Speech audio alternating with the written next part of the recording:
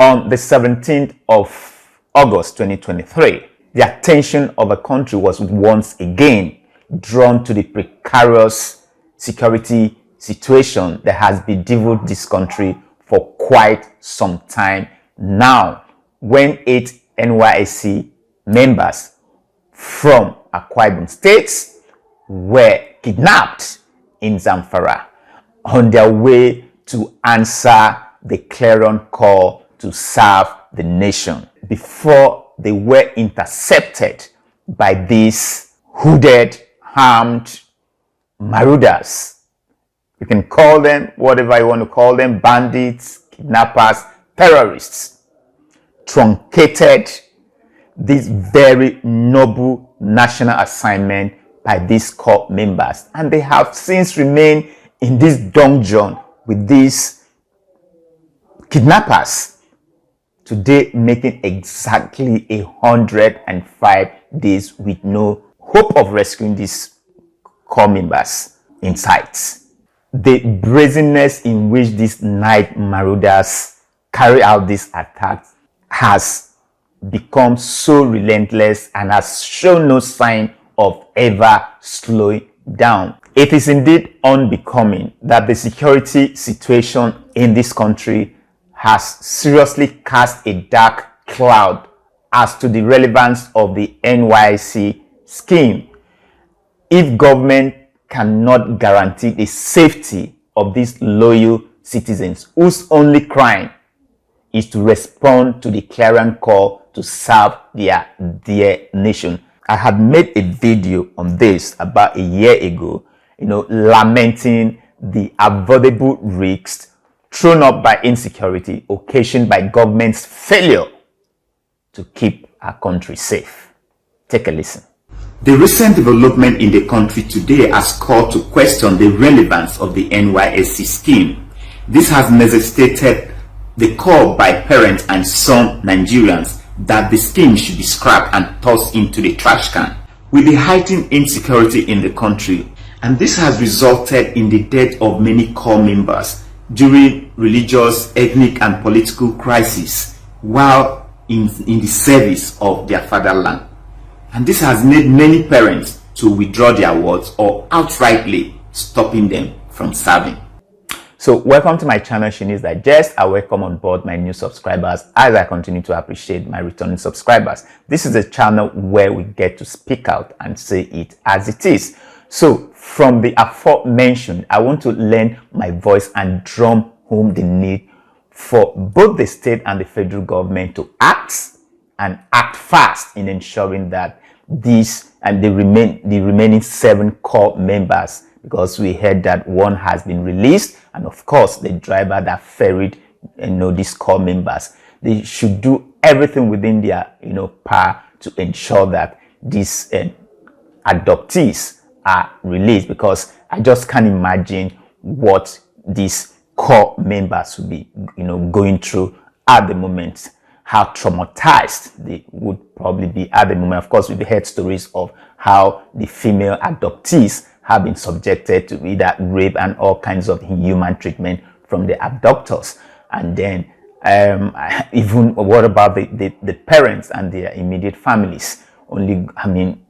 The thought of what they are even going through right now gives me the goosebumps. Of course, we've seen how the parents and the families have come out to say that so far they have, made payment, ransom payment to the tune of 13 million naira, and then hoping that their words will be released to them, only for these daredevils, these marauders, to come back and said, no, we're not going to release your children to you. We now want 200 million naira. And I ask, for goodness sake, just put yourself in the shoes of these family members. Like I said, I can't even think about it. The thought of it alone gives me the goosebumps. This is very, very unbearable. And they've been in the dungeon for 105 days and still counting. And as if help is probably not going to come their way.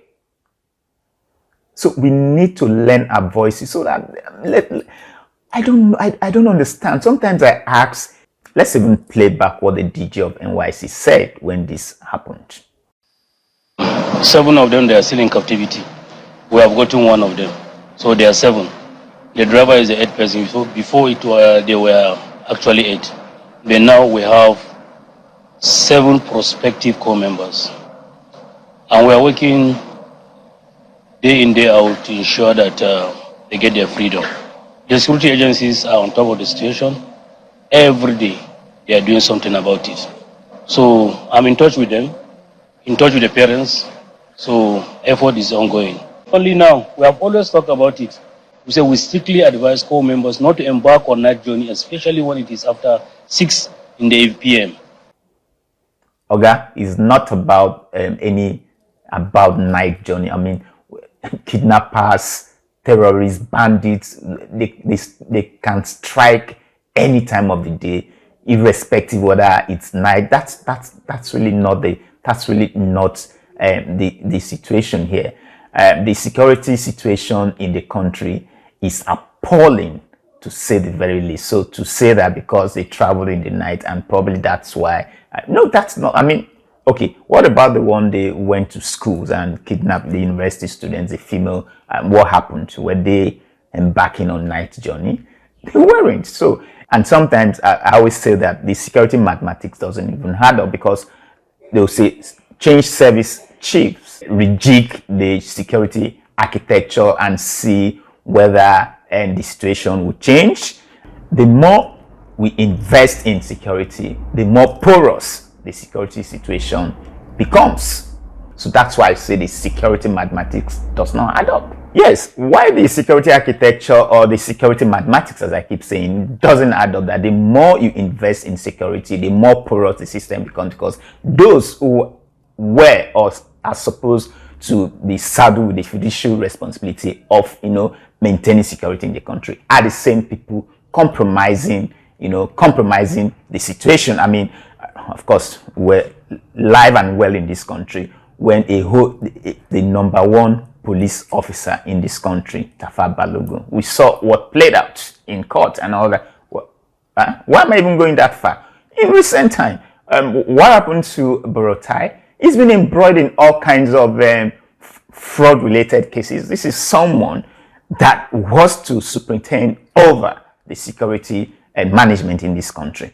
I mean, of course, what about the NSA, the former National Security Advisor, Dasuki, in this country? When the former administration came on board, what happened? He was arrested, and the whole world saw that $2 billion that was voted for security found its way into private pockets. So how do you expect the security mathematics to add up? That the more we invest in security, the more porous the system becomes. I mean, just look at our roads are no longer safe. I mean, what beats me is all these patrol teams, highway patrol teams on the road. I mean, you can't even drive. I mean, every kilometer you drive, you see checkpoints, Yet, whenever these bandits come on, the road is so free for them to ferry their adoptees freely without any hindrance. Yet, this highway is supposed to be manned by security operatives. So what happened? So it simply tells you that people who are given the fiduciary responsibility of maintaining security are the same people compromising the system. I mean, are we even talking about the state governors with all the security votes? Yet, every minute of the day, we're hearing. I'm just tired. I don't even know what to say. So sometimes I wonder, now that the roads are not even safe, which is a relatively cheaper means of transportation. Well, of course, these core members, these are poor core members that cannot afford, air travel. Air travel happens to be comparatively, safe, of course. But you want to wait until these marauders, these kidnappers begin to, develop technology where they can start, bringing down planes and hijacking planes and You want to wait for that because the rate at which they're going, if nothing happens now, you can never tell. Now that air travel seems to be relative or comparatively safe, how long will that still be? How long will it be safe? So, and then I even asked, these kidnappers targeting poor corps members, that whose monthly allowance, the allowance they take home is just 33K. Oh, is it because they are called government picking? Now, because say them, they call them government picking, so government will come to their aid. And they've been in your custody for 105 freaking days. Where the government can't rescue them? Where's the government? So because they are called government picking, so you go, because you know obviously that these are poor, ordinary Nigerians that cannot afford to pay the kind of ransom you guys are talking about here. The family said they've already so far sold their lands, collected loans to just arrange 13 million to pay so that they can get their awards back, only for you guys to say 200 million. Where do you expect them to get this kind of money from? Oh, you're still hoping for government to come in, yet they've been there 105 days. Government has not shown up to even get them out. Then at this point, I just asked this question: if these corps members were to say the children of, say, the state governor of, Akwa Ibom State, or the kids of the president of the country, President Bola Ahmed Tinubu, by now armed forces would have been, at least carry out some sting operations to, get their children out of the dungeon of these kidnappers, because they are the children of the governors, the presidents.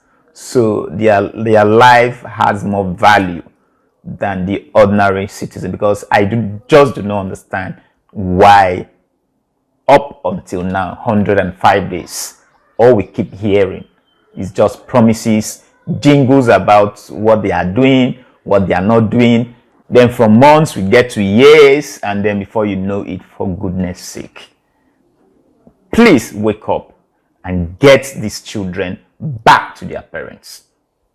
I know that it would be uncharitable to say that government is not doing anything, but they say what you see is what you get. In other climes, when something like this happens, you see periodic briefings from the government, in order to carry the people along and assuage fears that something is being done. For me, I just feel that people are not so bothered about the method the government employs in rescuing these adopted corps members. They just want to see these corps members released and come home safe. Forget the traditional saying that you do not negotiate with terrorists. Really? You do not negotiate with terrorists because you're not directly affected by what the parents are going through. Have you, as a parent, have you put yourself in a situation where a life and death situation where you have to do whatever you think it's necessary to get results? Before you begin to tell me that you don't negotiate with terrorists. But of course, nobody, like I said, these parents are not so interested in the method you employ. All they want is to see their kids back. That's your primary responsibility. The primary responsibility is to secure your country and keep the citizens safe. Is there any attempt on the part of government to reach out to the families of these adopted corps members? Perhaps this is what is giving credence to what people are saying, that government doesn't just care, that the laxity on the part of government is probably because the adopted corps members are not from nothing or the Western extraction, but because they are from Akwa Ibom. That's why government doesn't seem to really care. Of course, this was the position held by one of the discussants in a political conversation radio program I participated in, Inspiration FM here in Uyo. Take a listen. We've talked about the issue of those kidnapped coppers. Of the coppers. Quickly, I want to say this. It shows to what extent the Nigerian state does not care about human lives. Is it because those children are from Akwa? If they were to be from Sokoto, would they treat it the same way they are treating it? If they were to be from Lagos or Osun State, is that the same way government would have responded? We have not seen anything. The National Security Advisor has not come out clear to tell us to what extent they have gone. Last time was about a month or more than a month where the NYSC came to say, okay, look, they are in touch with these people. Are in touch with those people for how long? When they were in touch, it was only one person out of the number that were not kidnapped that was released. But again, from the summer, that person escaped. Okay, fine. Again, I think last week there's also a story that came that another set of Akwa Ibom coppers have been kidnapped. Why are they targeting Akwa Ibom? For what? Is it because we are the largest oil producer and thinking that every street, every community in Akwa Ibom they have money? Is that the answer? Let them come Let the National Security Advisor, the defense, come out plainly to tell us that there is no senior citizens and lower citizens. I think it's one of the reasons when parents begin to agitate that. When parents begin to try to influence where their words are posted to. This is one of the reasons, because when they are posted to areas like this, in fact, your heart is literally in your mouth, because you begin to wonder, or you begin to think about their safety. Well, in as much as I may not completely agree with the opinion of these discussants, but of course, do you blame him?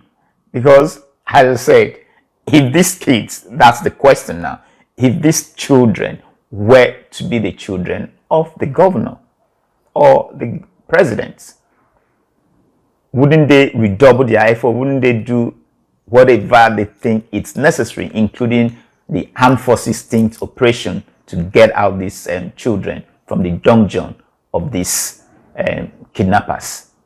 Wouldn't that happen?